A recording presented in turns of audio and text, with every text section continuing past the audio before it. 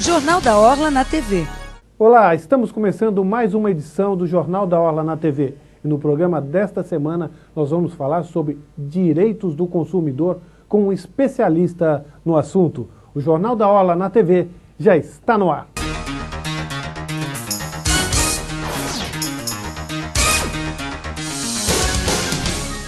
Estamos de volta com o Jornal da Orla na TV. Nosso convidado de hoje é o advogado especialista em direitos do consumidor, Ranieri Cecconi. Olá, Ranieri, grande prazer recebê-lo.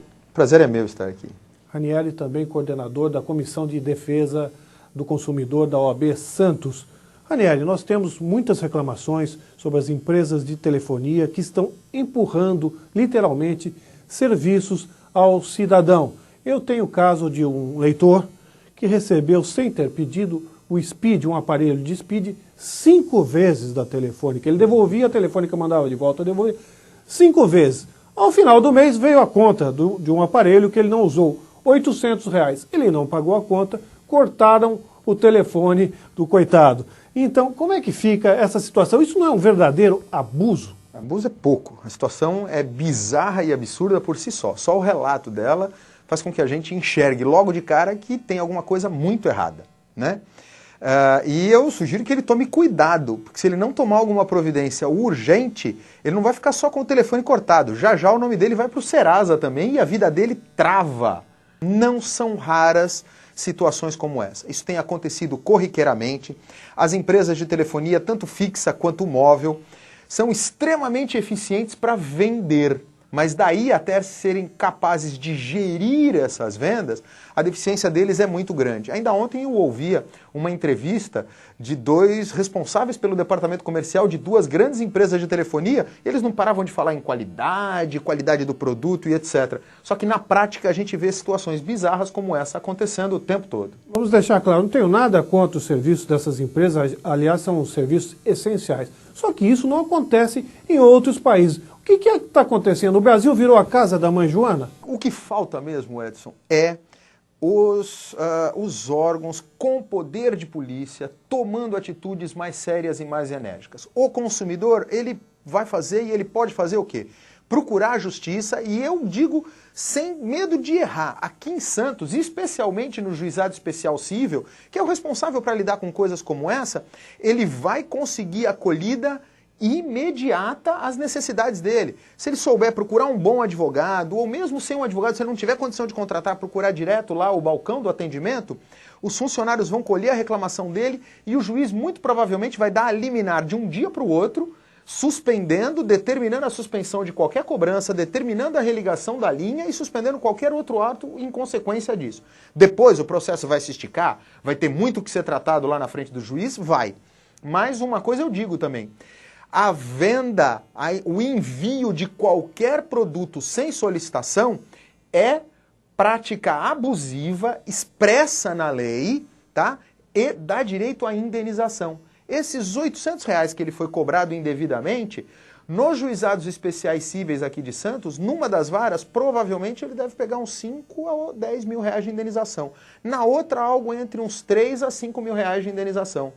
E já que os órgãos públicos não tomam as providências, quanto mais consumidores fizerem valer o seu direito, talvez a dor no bolso das empresas comecem a fazê-las mudar esse tipo de comportamento errado. Agora, nós temos vários casos de leitores reclamando mais ou menos a mesma história, não 5 vezes, mas tendo enviado o SPID ou a NET e não fazendo os serviços. Tem um caso da NET que o cidadão está sem internet, sem televisão há 20 dias. E estão lhe cobrando. E mandam ele liga para Porto Alegre, ele liga para não sei aonde, nunca na região. Quer dizer, aborrecimento. Agora, eu acho, se você falou em 5 mil reais, 10 mil reais, acho é ridículo.